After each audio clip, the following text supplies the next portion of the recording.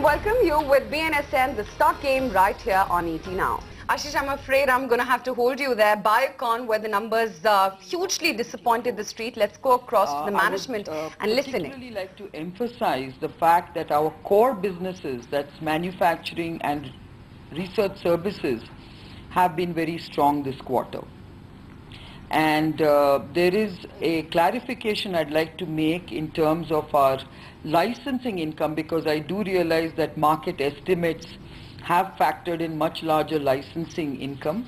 And in this regard, I'd like to say that there is going to be inherent variability in our licensing income recognition, because it is linked to development and regulatory timelines. And for this particular quarter, we have only recognized 14 crores of licensing income as compared to 21 crores of licensing income in the previous year. So this does impact the overall profitability, which has been, of course, ahead of last year. Additionally, we must also look at these numbers in the context of post-Axicorp, and therefore the Axicorp numbers are also not represented in this year's numbers. Having said that, we are seeing a good improvement in margins from around the 21% levels to now 29% levels, which are really reflective of the fact that Biocon's core businesses obviously are higher margin businesses compared to the Axicorp business, which really used to reduce the margin contribution, though it used to contribute significantly to top line. So we are very confident. I think our research services businesses have been particularly strong this quarter. We have grown this business 21% at a top line. And of course, in terms of profit contribution, from a sort of break even to nil PAT last year, we have actually delivered 10 crores of profit this quarter. So overall, I think we've had a very good quarter. We remain confident that we will, deliver strong performance as we go forward. Licensing income will ramp up because, there is a development plan which will see these numbers ramping up. And in terms of our growth drivers, we see our healthcare branded formulations businesses doing extremely well. These are delivering strong growth for us, and of course these are high margin businesses. So we do expect significant improvement through many of these growth drivers.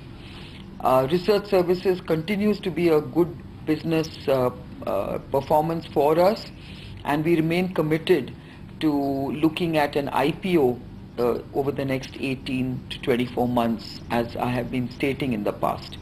So we seem to be moving towards that direction in a confident manner, given the fact that we are seeing good traction in terms of growth overall. In terms of some of our announcements and highlights that we would like to share with you, we are planning to launch our InsuPen, which is the long-awaited pen for insulin delivery in the next few months. Our supplies of insulin and glargine to Pfizer will commence this quarter. Fidaxomicin the C. difficile product that we have been developing for Optimer has also just been launched in the US market. And it is expected to be launched in the European market later this year.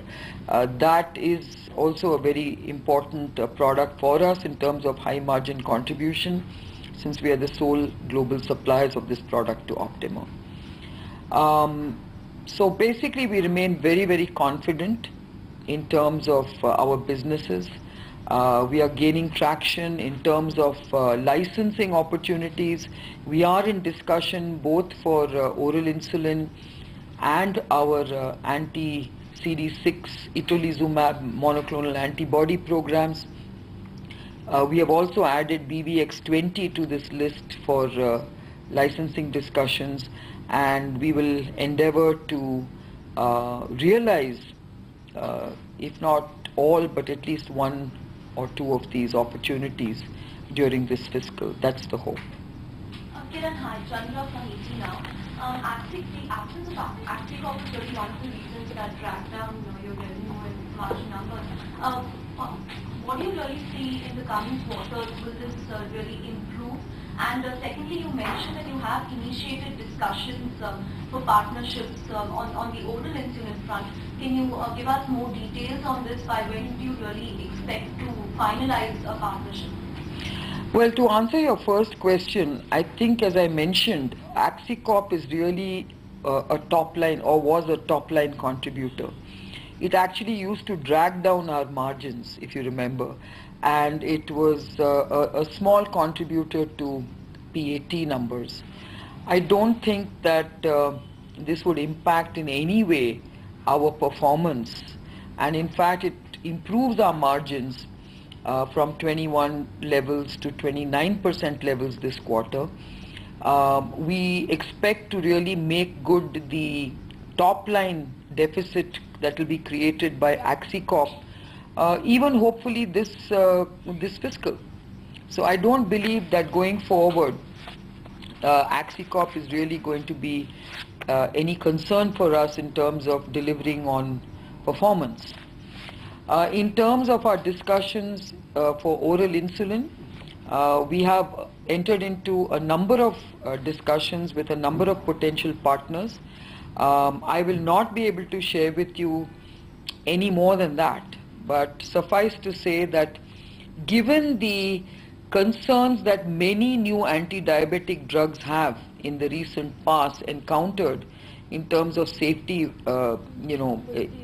safety concerns associated with either cardiovascular risk or in recent times with cancer, I believe that we are now getting increasingly well positioned to demonstrate that this is really a very safe drug, given that it's an insulin-based drug.